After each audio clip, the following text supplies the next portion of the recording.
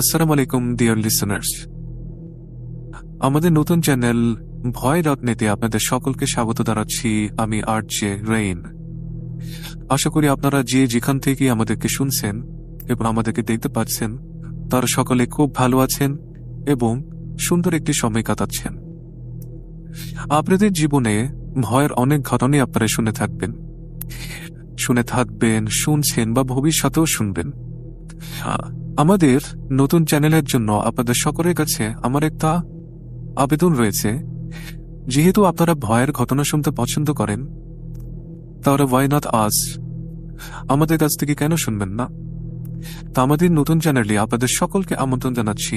আমি আবারও বলছি, আমি আরজে রেইন এবং আজকে আমি আমাদের চ্যানেলের প্রথম যেই ঘটনাটি আছে সেই ঘটনাটি আপনাদের কাছে শেয়ার করতে যাচ্ছি। যে ঘটনাটি আমাদেরকে পাঠিয়েছেন সিডনি থেকে ওসমান সাহেব। তো ওসমান সাহেব সম্পর্কে শুরুতে আমি একটি বর্ণনা দিয়ে নিই।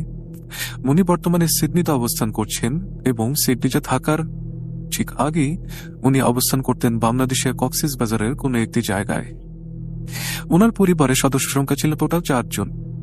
উনি, ওনার ছোট ভাই আরমান এবং ওনার মা বাবা। তো ওনার ভাই আরমান যে ছিল ছোট ভাই, সে ছোটবেলা থেকেই বেশ ভালোই দুর্দান্ত ছিল, অনেক বেশি দুষ্টও ছিল। এদিকে ওসমান সাহেবের ফ্যামিলিটা ছিল অনেক বেশি স্ট্রিক্ট এবং কনজারভেটিভ। ওনার মা বাবা দুইজনই ছিলেন একদম ধার্মিক প্রকৃতির মানুষ। ধর্ম নিয়ে ওনাদের যেন আগ্রহের কোনো শেষ নেই। দুই ভাইয়ের যদি কখনো এক ওয়াক্তের নামাজে মিস হতো, তাহলে তাদের উপরে চলত মারাত্মক লেভেলের প্রহার। গায়ে হাত তোলা, বিভিন্ন ভাবে গালিগালোচ করা বা শাসন করা, যেটা মা বাবা আসলে বাচ্চাদেরকে করে থাকে। এরপরেও ওসমান ভাইয়ের ছোট ভাইয়ের সাথে বা আরমান ভাইয়ের সাথে যা হয়, সেটা কি আসলেই আরমান ভাইয়ের দোষ ছিল, নাকি ওসমান ভাইয়ের মা বাবার অত্যাধিক পরিমাণ শাসনের একটি প্রতিফলন? কি মনে হয় আপনাদের? ঘটনা শোনার পরে অবশ্যই কমেন্ট সেকশনে জানিয়ে দেবেন আপনাদের কি ধারণা। তো আমরা জানি, আমাদের বাংলাদেশের প্রেক্ষাপটে প্রতিটা বাসায় প্যারেন্টসদের ক্ষেত্রে একজন খুবই স্ট্রিক্ট হয় এবং আরেকজন হয় মোটামুটি একটু নরম স্বভাবের। কিন্তু ওসমান ভাইদের ক্ষেত্রে জিনিসটা ছিল সম্পূর্ণ বিপরীত। মা বাবা দুইজনে ছিলেন মারাত্মক লেভেলের কনজারভেটিভ এবং খুবই শাসনপ্রিয় লোক, খুবই স্ট্রিক্ট। তো ওসমান ভাই এবং তার ছোট ভাই আরমান দুইজনই মাদ্রাসায় পড়াশোনা করতেন। তখন খুব বেশি বয়স ছিল না। ছোট ভাইয়ের বয়স যখন 5, বড় ভাইয়ের বয়স তখন 7, অর্থাৎ 2 বছর একটা গ্যাপ। এমনও সময় যেত ওসমান ভাইয়ের ভাইকে মাদ্রাসায় যাওয়ার সময় প্রচুর মার খেতে হতো, কারণ উনি টাইমলে উঠতে পারতেন না ঘুম থেকে, মা বাবার কথা শুনতেন না।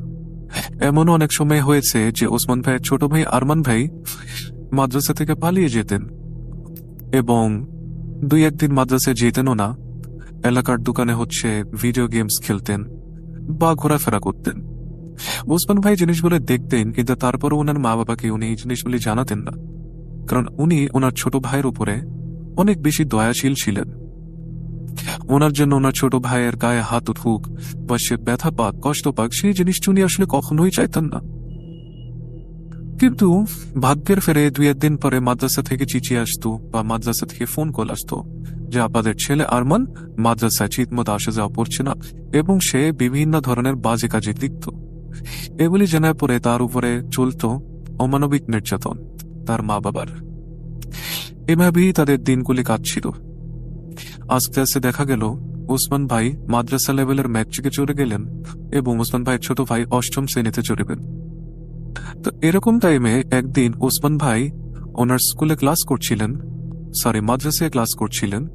এমন টাইমে ওনার কাছে ওসমান ভাইয়ের ছোট ভাই আরমান ভাইয়ের ক্লাসরুম থেকে একটা ছেলে এসে বলে, ভাইয়া, আপনার ভাই তো অসুস্থ হয়ে গেছে, ও তো অজ্ঞান হয়ে গেছে, আপনি তো দেখেন ওকে কি প্লিজ।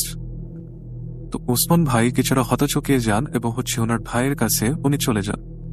উনি ক্লাসরুমে গিয়ে দেখেন ওনার ভাই অজ্ঞান হয়ে পড়ে আছে বেঞ্চের উপরে মাথা উঁচু করে, এবং স্টুডেন্টস আর টিচার যারা আছেন ওনারা ওসমান ভাইয়ের ছোট ভাই আরমান ভাইয়ের মাথায় পানি ঢালছেন এবং মুখে পানি জড়ায় জ্ঞান ফেরানোর চেষ্টা করছেন।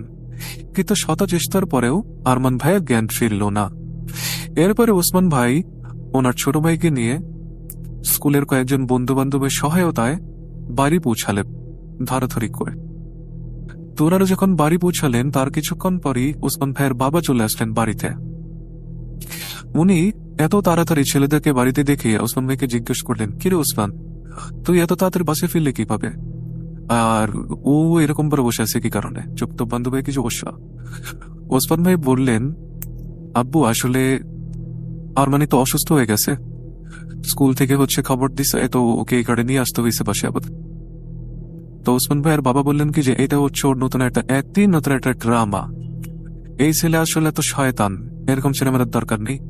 এই বলে যখন উনি ওনার ছোট ছেলে আরমানকে মারতে যাবেন বা আরমানের দায়ে হাত তুলতে যাবেন, উনি কেবলই হাতটা তুলেছেন, ওই টাইমেই আরমান তার চোখ জোড়া খুলে তার বাম হাত দিয়ে ওসমান ভাই বাবার হাতটা ধরে ফেললেন, মানে মারতে দিবে না।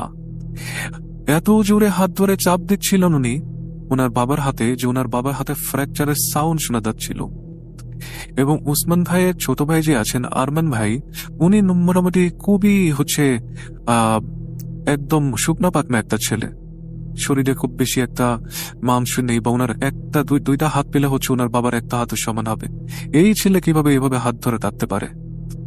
হাতটা ধরে খুবই ভারী একটা ভয়েসে সে তার বাবাকে বলল, অনেক টর্চার করেছিস সেকে, বাচ্চাটাকে অনেক মারছিস, আরেকবার হাত তোলার চেষ্টা কর, দেখ তো তোর হাতের মধ্যে হাত আর থাকে কিনা। এই বলে সে নিজের বাবার হাতটাকে একদম ছুঁড়ে ফেলে দিল। স্বাভাবিক ওনার বাবা ছিটকে পড়ে গেলেন সেই জায়গা থেকে। উনি গ্যারেজে বসে চিৎকার করছিলেন, এমন সময় ওসমান ভাই দেখলেন ওনার ছোট ভাই আবার অজ্ঞান হয়ে গেছে। ওকে নিয়ে উনি রুমের ভিতরে চলে গেলেন। এদিকে ওসমান ভাইয়ের মা চলে আসলেন। উনি ওনার হাজবেন্ডের এই অবস্থা দেখে ছেলেকে প্রচুর বকাবাদ দিয়ে উঠছিলেন বাইর থেকেই। এরপরে উনি ওনার হাজবেন্ডকে নিয়ে হসপিটালে চলে যান হাতের চিকিৎসা করানোর জন্য। হাতের চিকিৎসা পুরিয়ে যখন ওনারা ফেরত আসলেন, তখন দেখলাম কি ওসমান ভাইয়ের ছোট ভাই ওনার সাথে কথা বলছে। কি কথা বলছিল ওসমান ভাইয়ের ছোট ভাই তার বড় ভাইয়ের সাথে? ওসমান ভাই যতটুকু বলেন যে ওই টাইমে ওসমান ভাইয়ের ছোট ভাই আরমান ভাই ওনাকে বলছিল যে ভাইয়া কি ব্যাপার, আমি এই টাইমে বাসায় কি কারণে? আমি না স্কুলে ছিলাম, তাহলে আমি বাসায় কিভাবে আসলাম? অত বাসায় আসার কথা নেই টাইমে। উনি আরমান ভাইকে জিজ্ঞাসা করেন, তোর কিছু মনে নাই? উনি বললেন যে না, আমার তো কিছু মনে নেই, কি হয়েছে? এর উপরে যখন উনি দেখলেন ওনার বাবা হসপিটাল থেকে ফিরছেন এবং ওনার হাতে একটা প্লাস্টার করা, উনি ওনার বাবাকে গিয়ে জিজ্ঞাসা করলেন, আব্বু তোমার হাতে প্লাস্টার করা কি কারণে? ওনার বাবা কি করলেন, বাম হাত দিয়ে ছেলের বুকে হাত দিয়ে স্পর্শ করে একটা ধাক্কা দিয়ে সরিয়ে দিয়ে বললেন কি, তুই এখান থেকে যা হারামি, আমার সাথে কোনো কথা বলবি না। আমার হাতে ব্যথা দিয়ে এখন তুই ধাম করতেছিস আমার সাথে, আমার চোখের সামনে থেকে সর। তোর কপাল হলো যে আমার হাতে সমস্যা, নিলে তোকে আজকে কি করতাম তুই বুঝতেও পারতি না। তো এরপরে ওসমান ভাইয়ের ভাই অনেকটাই অবাক হয়ে যায় যে এটা আসলে কি হচ্ছে ওনার সাথে, এটা কিভাবেই বা হলো, উনি কিছুই বুঝতে পারলেন না। এরপর দিন ওসমান ভাইয়ের ভাই অসুস্থতার জন্য স্কুলে যান নাই। ওসমান ভাই সন্ধ্যার দিকে স্কুল এবং বাদবাকি যত ধরনের কাজকর্ম ছিল সবকিছু শেষ করে এসে যখন বাসায় ঢুকলেন, তখন উনি শুনতে পেলেন কি যে ওনার বাবার রুম থেকে নাচ গানের খুব সুন্দর একটা আওয়াজ ভেসে আসছে। কিন্তু ওনাদের বাসায় তো টিভি, ভিসিআর বা প্লেইং স্টেশন টাইপের পুরো কিছুই তো ছিল না। তাহলে এভাবে এত সুরেলা কণ্ঠে কেই বা গান গাইছে, কেই বা পায়ে এই নুপুর পরে নাচ করছে। তো উনি যখন এই শব্দটা কোত্থেকে আসছে সেটা জানার জন্য যাচ্ছিলেন, তখন উনি এটাও শুনতে পাচ্ছিলেন যে কেউ উচ্চ স্বরে আল্লাহু আকবার, আল্লাহু আকবার, আল্লাহু আকবার এই কথাগুলি বলছিল, আল্লাহকে ডাকছিল। উনি বুঝতে পারলেন যে শব্দটা ভেসে আসছে ওনার বাবার রুম থেকে। উনি যখন ওনার বাবার রুমে গেলেন, তখন উনি যে দৃশ্যটা দেখলেন সেটা শুনতে হয়তো বা ফানি মনে হতে পারে, হাস্যরসাত্মক মনে হতে পারে, কিন্তু একটা জিনিস ভেবে দেখুন, আপনার সাথে যদি বিষয়টা ঘটত আপনি কেমন ফিল করতেন? তো যাই হোক, ওসমান সাহেব দেখলেন ওনার বাবা জায়নামাজে দাঁড়িয়ে নামাজ পড়ছেন এবং ওনার ভাই মহিলাদের মতো করে সেজে মেকআপ করে ওনার বাবার জায়নামাজের সামনে নাচ করছেন এবং গান করছেন। ওনার বাবা নামাজে কনসেন্ট্রেশন ফেরানোর জন্য উচ্চ স্বরে আল্লাহু আকবার, আল্লাহু আকবার, আল্লাহু আকবার বলছিলেন। ওসমান ভাইয়ের আম্মু ইতোমধ্যে এই শব্দগুলি শুনে চলে এসেছেন রুমের বাহিরে। রুম থেকে উনি ওনার ছেলেকে দেখে বকাবাদ্দি করছিল, যাই তুই কি করছিস এগুলা, কি সমস্যা তোর, এখান থেকে বেরিয়ে আয়, তোর বাবাকে নামাজ পড়তে দে, বিরক্ত করিস তা, না হলে কিন্তু কপালে খারাপই আছে বাবা, চলে আয় এখান থেকে। কিন্তু ওনার কোনো ভ্রুক্ষেপ নাই, উনি ওনার মতো নাচ গান দুটোই জারি রাখলেন। অবশেষে ওসমান ভাইয়ের বাবার নামাজটা শেষ হলো। নামাজ শেষ হওয়ার পর উনি ওনার ছেলেকে তা হাতে ধরে টান দিয়ে নিয়ে আসবেন বাহিরে, এবং বাবা দুইজন মিলেই ছেলেকে নানা ভাষায় নানা ধরনের কথা বলতে লাগতেন। কিন্তু ওসমান ভাইয়ের ভাই আরমান ভাইয়ের যেন কোনো কথারই কোনো ইফেক্ট তার ছিল না। সে নিজের মতো এখনো যা করছিল তাই করে যাচ্ছে।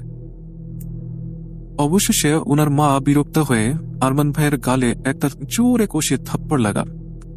থাপ্পড়টা দেওয়ার সাথে সাথে উনি ওনার মায়ের গলা ধরে একদম জোরে টিপ দিয়ে চোখ করতে করতে ওনাকে একেবারে ওয়ালের সাইডে লাগিয়ে ফেলেন। এত জোরে তীর দিচ্ছিলেন যেন মনে হচ্ছিল ওনার মায়ের চোখগুলি এখনই দামাতকে বেরিয়ে আসবে। ওসমান ভাই নিজে, তার বাবা এক হাত দিয়ে, অর্থাৎ 3 হাতে তাকে ছাড়ানো যাচ্ছিল না। এত শুকনো একটা মানুষকে ছাড়ানো কোনোভাবেই সম্ভব হচ্ছিল না। যখন ওনার মার অবস্থা প্রায় শেষ, তখন আরমান ভাই ওনার মাকে বললেন, যেই থাপ্পড়টা আজকে তুই মারছিস, মনে রাখিস আর একদিন যদি তুই ওর গায়ে হাত তোলার চেষ্টা করিস, তাহলে তোর গলাও থাকবে না, জানও থাকবে না, হাতও থাকবে না। বহু টর্চার করতে সে বাচ্চাকে, ওকে রক্ষা করার জন্য এবার আমি চলে আসছি, যা। এই কথা বলে ওনার মাকে ছিটকে ফেলে দিলেন। এরপর থেকে ওনাকে একেবারে বলতে গেলে এক রুমে করে দেওয়া হয়। ওনার সাথে কারো কোনো কথা হয় না, দেখা সাক্ষাৎ নাই, খাবারের টাইমে শুধু খাবার দেওয়া হয়। মা বাবার সাথেও তার আচরণ খুবই খারাপ, এবং মা বাবা তার সাথে কখনোই কোনো ভালো আচরণ আর করে না। কোথায় কোথায় কোটা দেওয়া, বকাবাদ্দি করা, মারতে চাওয়া, এই টাইপের আচরণগুলি কন্টিনিউ চলছিল। ওসমান ভাই চিন্তা করলেন ওর ভাইয়ের সাথে হয়তোবা কোনো এমন রোগ আবির্ভাব হয়েছে যেটা আসলে কোনো মানসিক রোগ, অর্থাৎ এরকম টর্চার বা ডোমেস্টিক ভায়োলেন্স বা চাইল্ডহুড অ্যাবিউসের শিকার হয়ে হয়তোবা ওনার স্পিড পার্সোনালিটি টাইপের কোনো একটা ডিসঅর্ডার হতে পারে। উনি চিন্তা করলেন কি, আচ্ছা ঠিক আছে, দেখি কি করা যায়। এরপরে একদিন ওসমান ভাই আবার রাত্রেবেলা বাইরে থেকে আসলেন। উনি দেখলেন কি যে ওনার বাইরে থেকে আসার পর দেখলেন ওনার মা বাবা একটা রুমের পাশে বসে আছে, এবং রুমের ভেতর থেকে দরজার নকের আওয়াজ আসছে। উনি ওনার মা বাবাকে জিজ্ঞাসা করলেন কি হয়েছে। ওনার মা বাবা বললেন, এই ছেলে একদম পাগল, কিরকম উল্টাপাল্টা কথা বলে, কখনো মহিলা মানুষের ভয়েসে, কখনো খুব ভারী পুরুষ গলায় কথা বলে, নানান ধরনের কথাবার্তা বলে, যে জিনিসগুলি জানার কথা না সেগুলি বলে। কিভাবে বলে জানি না, একে বাসায় আর রাখবো না, ওকে বাসা থেকে বের করে দিব। তো ওসমান ভাই কোন রকমে ওনার মা বাবাকে শান্ত করে সেখান থেকে মা বাবাকে তাদের রুমে পাঠিয়ে দিলেন। উনি চিন্তা করলেন যে এবার আমার ভাইটাকে একটু ডাক্তার দেখানো খুবই প্রয়োজন। এই চিন্তা করে উনি পাশে 2 এলাকা পরে একটা ডাক্তারের চেম্বারে গেলেন ওনার ভাই কিনে।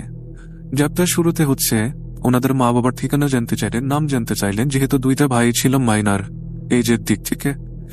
ওসমান ভাই 7-5 অনেক কিছু বুঝিয়ে ওনাকে রাজি করালেন যেন ওনার ভাইয়ের চেক আপ করা হয়। ওনার ভাইয়ের চেক আপ করার পরে ডাক্তার ওনাকে কিছু মেডিসিন দিলেন, যে মেডিসিনগুলো কন্টিনিউ করার দরকার ছিল আসলে। তো মেডিসিন কন্টিনিউ হতে থাকে, 2-1 দিনের মাঝখানে আর কিচ্ছু হয় না। এরপরে একদিন ওসমান ভাই যখন বিকেলের দিকে বাড়ি ফেরেন, তখন উনি রুমের বাহিরে চিৎকার চেঁচামেচির আওয়াজ শুনতে পান ওনার মা বাবার। উনি যখন রুমের ভেতরে ঢোকেন, তখন উনি যে দৃশ্যটা দেখেন, ওনার মা বাবা রুমের এপাশ থেকে ওপাশ ছুটে বেড়াচ্ছেন, এবং আরমান ভাই হাতের মধ্যে একটি ছুরি নিয়ে মা বাবা দুজনকেই তাড়া করছেন, আর মুখে কি কি যেন বিড়বিড় করে বলছেন। এমন এমন কথা বলছেন যেগুলো বোঝাও যাচ্ছে না। মহিলাগণকে হয়তো বা কোনো মন্ত্র পড়ছিলেন তিনি। এই দৃশ্য দেখে উনি ভয় পান, অবাক হন এবং স্পিচলেস হয়ে যান। এরপরে উনি কোনোরকম ওনার ভাইকে ধরে ফেলতে সক্ষম হন, এবং ওনার মা বাবার সাহায্যে ওনার ভাইকে একেবারেই কাবু করতে সক্ষম হয়ে যান ওনারা। উনি যখন অজ্ঞান হয়ে যান, অর্থাৎ ওসমান ভাইয়ের ভাই যখন অজ্ঞান হয়ে যায়, তখন ওসমান ভাইয়ের মা বাবা বলেন কি, আগে দুষ্ট ছেলে এখন বেয়াদব হয়েছে, কোন দিন জানি আমাদেরকে জানে মেরে ফেলে, ওকে আর বাসায় রাখার দরকার নেই। এবার ওসমান ভাই চিন্তা করলেন কি যে হয়তোবা জিনের কোনো সমস্যা থাকতে পারে। হঠাৎ করে এই কথাটা ওনার মাথায় চলে আসে। উনিও ওনার বাবাকে বলেন যে আব্বু, ওকে একবার একটা ফকির বা হুজুরকে দেখানো উচিত, কিন্তু আমার মনে হয় না এটা কোনো স্বাভাবিক বিষয়, মানুষের উপরে কিন্তু জিনের হাজিরা হয়। So can we please take him to any kind of spiritual actually. তো উনি এই কথা বলার পরে ওনার বাবা সম্মতি জানান এবং বলেন কি যে ওনার পরিচিত একজন হুজুর আছেন, ইমাম সাহেব, যার কাছে অ্যাকচুয়ালি ছেলেটাকে নিয়ে যাওয়া হবে পরের দিন।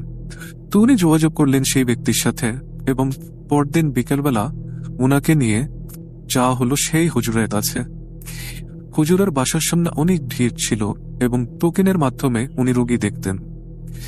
তো ওনাদেরকে একটা টোকেন দেওয়া হলো, কিন্তু যেহেতু উনি হুজুরের পরিচিত ছিলেন, পরিচয় দেওয়ার পরে খুবই তাড়াতাড়ি ওনাদেরকে ভেতরে ঢোকানো হলো। যখন ভেতরে ঢোকানো হলো, হুজুর তা কি করলেন, ওসমান ভাইয়ের ছোট ভাই আরমান ভাইয়ের আমুল ধরলেন বসিয়ে। ধরার পরে উনি জিজ্ঞেস করলেন যে কি নাম তোর, বল কি চাস, কেন ধরেছিস এই ছেলেকে। আরমান ভাই শুরুতে কোনো কিছু বলেন না, চুপচাপ থাকেন। কয়েক সেকেন্ড পরে উনি না একটা খুব ভারী একটা ভয়েসে বলেন, আমার আমুল স্যার। এই কথা শুনে হুজুরের আশেপাশে উনার যত মুরিদরা ছিল সবাই কিছুটা পেছনে চলে যায়। এখানে একটা কথা বলে রাখা ভালো, ওসমান ভাইয়ের অর্থাৎ আরমান ভাইয়ের ভয়েসটা ছিল কিছুটা নারী সুলভ। এই জন্য ওনাকে স্কুলে অনেক ফ্রেন্ডেরা অনেকভাবে বিরক্ত করতে এবং খেপাত যে তোর গলা তো মহিলা মানুষের মতো। এরকম একটা ভয়েস থেকে এত ভারী পুরুষালী গলা শুনে প্রত্যেকেই যেন অবাক হয়ে যায়। হুজুর আবার জিজ্ঞেস করেন, তোর নাম কি, তুই কি চাস সেখানে বল। সে তখন হুজুরের নাম, তার পূর্বপুরুষদের নাম, তার মা বাবার নাম, তার মা কি করতেন, তার বাবা কি করতেন, দাদা কি করতেন, সবকিছু একাধারে বলে দেন। হুজুর তখন কিছুটা দৃঢ় সাহস নিয়ে বলেন, আমি তো তোর কাছে আমার সম্পর্কে জানতে চাইনি রে, আমার সম্পর্কে সবটা আমি জানি, তুই তোর কথা বল। এরপরে হুজুর আরমান ভাইয়ের আঙুলে উনার হাতের জোরটা বাড়িয়ে দিচ্ছিলেন। এই দেখে ওসমান ভাই বলছিলেন হুজুরকে যে হুজুর, ও কিন্তু খুবই শুকনা একটা ছেলে, আপনি এত জোরে টিপ দিয়ে না আঙুলটা ভেঙে যাবে। কিন্তু হুজুর তার কথায় কোনো ধরনের কর্ণপাত করলেন না। এরপরে ওসমান ভাইয়ের ভাই আরমান ভাই কি করলেন, হুজুরের হাতটা ধরে এবার ওনার একটি আঙুল চেপে ধরলেন এবং বললেন কি, বল আমি কে।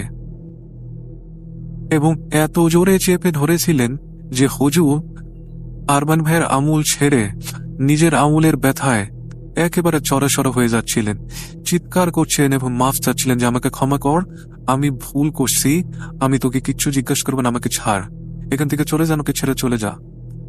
তো এরপরে আরমান ভাই বললেন কি ভারী গলায়, তুই জিজ্ঞেস করেছিস জন্য বলছি না, আমি ওর পরিচয় দিচ্ছি, নাম জানতে চাইছি না, শোন, আমি ইবলিস। এই ছেলে নিজে আমাকে ডেকেছে ওকে রক্ষা করার জন্য, ওর মা বাবার নির্যাতনের হাত থেকে ওকে রক্ষা করার জন্য আমাকে এখানে ডেকে এনেছে, আমি কোথাও যাব না। এই কথা বলে উনি হুজুরকে ধাক্কা দিয়ে ফেলে সেখান থেকে উঠে চলে আসেন। এরপরে ইতিহাস অনেক লম্বা, কিন্তু সবগুলো ঘটনা ওসমান ভাই আমাকে বলেন নাই। অনেক কবিরাজ দেখানো হয়েছে, অনেক হুজুর দেখানো হয়েছে, অনেক ডাক্তারের কাছে নিয়ে যাওয়া হয়েছে, কিন্তু কোনো লাভ হয় নাই। আসলে মোটামুটি 2-3 মাস সেভাবে পার হয়ে যায়।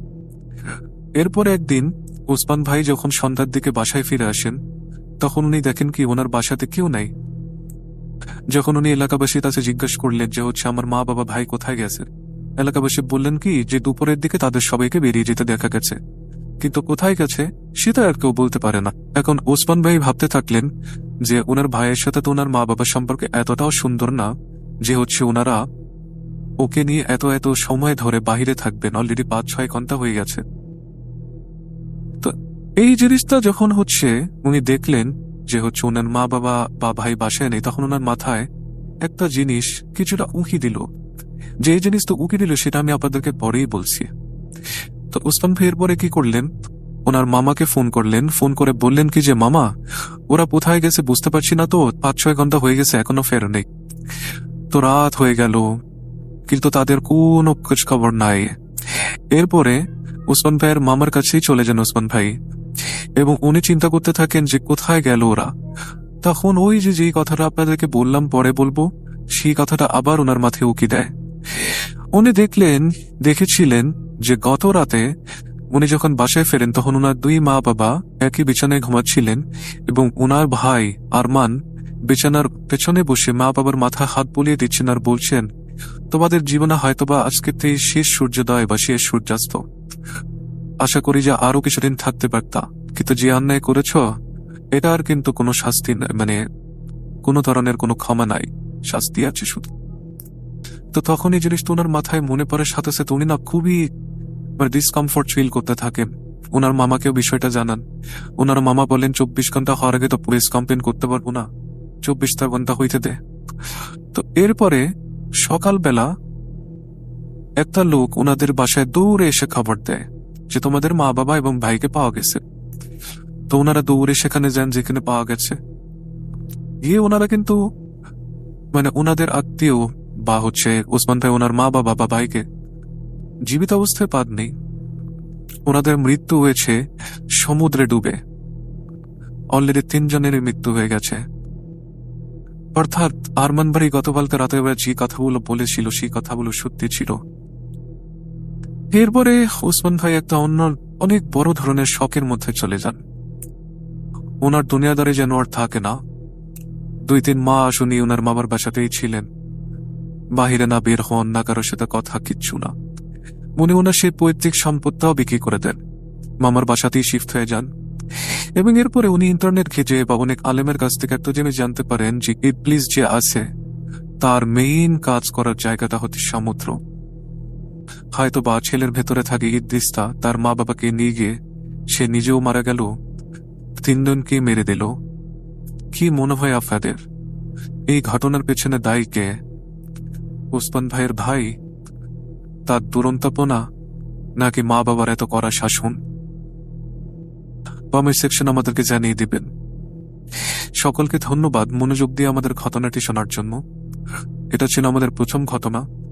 আমরা যদি কোনো কিছু ইমপ্রুভ করার মতো রাখি অবশ্যই আমাদেরকে জানাবেন এবং আমাদের সাথে থাকার চেষ্টা করবেন।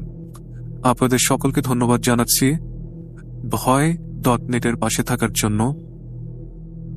আমি আরজুলেইন বিদায় নিচ্ছি। খুদা হাফেজ।